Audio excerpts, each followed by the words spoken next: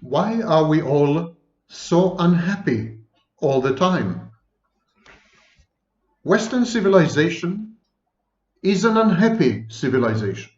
It's technologically advanced, but it failed in the most basic undertaking, making its members happy. We are not happy. Is it because we don't have enough money? No. We have more money than ever. We have more gadgets than ever. We go through more bodies than ever via sex, casual sex. Affluence. Everything is at our disposal and our fingertips, and yet we are not happy. Is it because we don't spend enough time with Sam Vaknin? Could be the explanation, but I tend to doubt it. My name is Sam Vaknin, and I'm the author of Malignant Self-Love, Narcissism Revisited, and of course, a professor of psychology. I will never let you forget this. Never, ever. I'm going to make you marginally more unhappy in this lecture. You have my word on it. Because I'm going to discuss the reasons for unhappiness. Why are we unhappy? We are all profoundly unhappy. And a growing minority of us are clinically depressed, anxious, mentally ill. Something like 1/3 to 2/5 of the population had been diagnosed with anxiety and depression following COVID-19. But that figure is simply a revelation of an underlying situation. People avoided reporting or self-reporting their condition until the pandemic had struck. So about half of us are mentally ill, and all of us are existentially and profoundly sad. This astounding outcome of human history can be traced back to four pernicious wrong turns. Number 1, agriculture. Number 2, urbanization. Number 3, growth orientation. Number 4, the adversarial organizational principle. Let me unpack and deconstruct each and every one of these. Start with agriculture. Agriculture was the harbinger and antecedent of the rape of earth. Yes, you heard me right. The rape of earth. Think about ploughing. What is ploughing? It's when you take this sharp implement known as a plough and you thrust it into the innocent, unsuspecting soil. How symbolic. A metaphor of rape, using sheer muscle power. Men, mainly males, harnessed natural resources unsustainably. The rape of earth had begun in earnest with agriculture. Climate change is a direct consequence of agriculture. For example, cattle raising. Agriculture created surplus produce, and this surplus produce freed the majority of the population from hitherto communal hunting and gathering. Let me explain this. A small group of people, right now about 2% in the United States, a small group of people create enough food for the other 98%. So these 98% don't have to work to generate, to create, to grow their own food. So now they're free. There's a new concept, leisure. What to do with leisure? Well, you provide services to each other. You trade in goods and commodities and all kinds of manufacture goods. Industry, devices, entertainment, academic pursuits, all these are the outcome of agriculture. Surplus produce, surplus food equals freedom, and freedom equals civilization. We no longer have to hunt and gather in order to survive.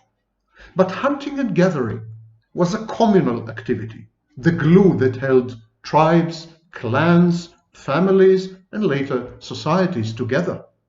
In the absence of these communal activities, we started to drift apart, disintegrate, and get atomized. We lost each other. I'm not advocating going back to hunting and gathering. I strongly suspect that I would be a very poor hunter. Well, a good predator, but a poor hunter. So, that's not what I'm advocating. Of course, sustainable agriculture is a good thing, but we failed. We failed to establish communal alternatives. We failed to create social institutions that would prevail, that would have longevity and resilience. And so we fell apart. Agriculture gave rise to an addiction to economic growth. Economic growth is an overriding value. Economic growth at any cost. Human cost, environmental cost, psychological cost, and social cost. Consumerism and economics were the ethos-inculcating tools, were the mythology of capitalism and Western civilization, the twin mythologies, consumerism and market economics, or free market economics. This addiction to economic growth, this sacrifice of everything that is human, everything that makes us a species, a sui generis, this sacrifice is coming back to haunt us. Our chicken, proverbial chicken, are home to roost. And so if we don't change the mindset of economic growth as the only benchmark, yardstick, and standard for progress, if we don't realize that progress is about being happy, not about owning material goods, if we don't exit this death cult, because it's a death cult, a civilization that sacrifices human beings in order to further production of material goods is a death cult. When we value inanimate objects over people, it's a death cult, and we are all members of this death cult. And we celebrate, we worship in this cult. We have shrines called shopping malls. We have prayer books and catechisms known as advertising and marketing. And so it's a religion. Consumerism is a religion, a pernicious, insidious phenomenon that had taken over our minds and hearts. It all started with agriculture. Agriculture also led to the emergence of institutions such as the patriarchy, men dominating and enslaving women, slavery, and agriculture gave rise to cities. Cities are not natural. They are not normal. Cities are pathological, sick amalgamations. Cities, slavery, patriarchy go together, and they are unnatural arrangements with grave social and psychological outcomes. We're unhappy because we live in cities. We're unhappy because there's war between the genders. And we are unhappy because many of us, majority actually, are still literally and figuratively enslaved. Finally, as a species, we had opted for conflict rather than harmony and justice. We conjured up adversarial combative systems and conflict-based science. The science was a way to back up the culture of adversity and conflict. For example, evolution. The theory of evolution is a conflict-based theory, survival of the fittest. It's a jungle out there. We're all apes. Free market economics is an adversarial system. Winners and losers, zero-sum games, Trump's world.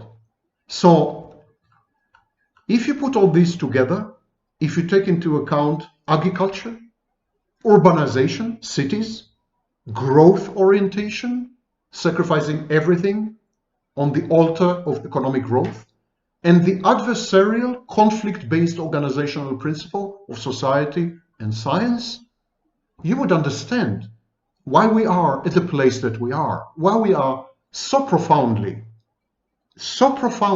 desolate, despondent, desperate, disappointed, dysphoric, and dysfunctional.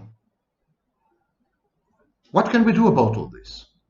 Agriculture had led to industry, industry had led to services, and the consumption of utterly unnecessary material goods.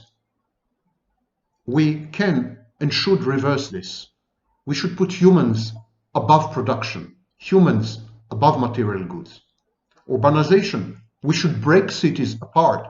It's doable with the power of computers, with the digital world allows us to break cities apart. Suburbs started this trend in the 1950s and 60s, but it didn't go far enough. We need to break apart this unnatural, sick, pathologized, infected aggregates and conglomerates of humans upon humans upon humans that we call cities. We need to let go and forego of urbanization. It's sick. We need to create a new form of economics which takes into account happiness, welfare, long-term sustainability, the environment. It's already starting in places like the Netherlands. And finally, we need to give up on most, if not all, Western values. Because Western values are sick, majority of them. Not all of them, of course. Freedom is great, for example. But many Western values. We've gone the wrong way. We have exaggerated. We had radicalized. We became fundamentalists. We became fundamentalists of the Western religion. Exactly like Muslim fundamentalists, or Jewish fundamentalists, or Christian fundamentalists. Fundamentalism is bad for your health. And we have fundamentalists of Western value, in academia mainly, but not only there. We need to stop this. It's taking us to a bad place. Ask any woman who can't find a partner, ask any man who can't establish a family, ask any person who doesn't have friends. Shockingly, a huge percentage of the population don't have a single good friend, studies show. It's not working. The West, the idea of the West, Mr. Ferguson, is not working. We need to supplant it. We need to replace it with something a bit more holistic, a bit more human, a bit more down to size and down to earth, literally earth. We need to do it now. We need to do it now. COVID-19 is a wake-up call. Climate change is a wake-up call. It's our chance. It's our chance to wake up from this nightmare that we had inflicted upon ourselves. If we don't take it, we'll be trapped forever in this world of lucid dreaming, and we will never emerge like in Inception, the movie. Do we want that? Is this the future that we envision for our children and grandchildren? A dystopian world where everyone is out on his own in a modern urban jungle, where material goods are far more important than any number of people, where viruses ravage us, nature fights back, drowns us, kills us, with all the weapons at its disposal. Because make no mistake about it, nature will fight us. We had become a threat, not only to ourselves, but to the universe at large. We will not be allowed to continue. We will not be allowed to subsist and persist if we do not change course. Now, it's already almost too late.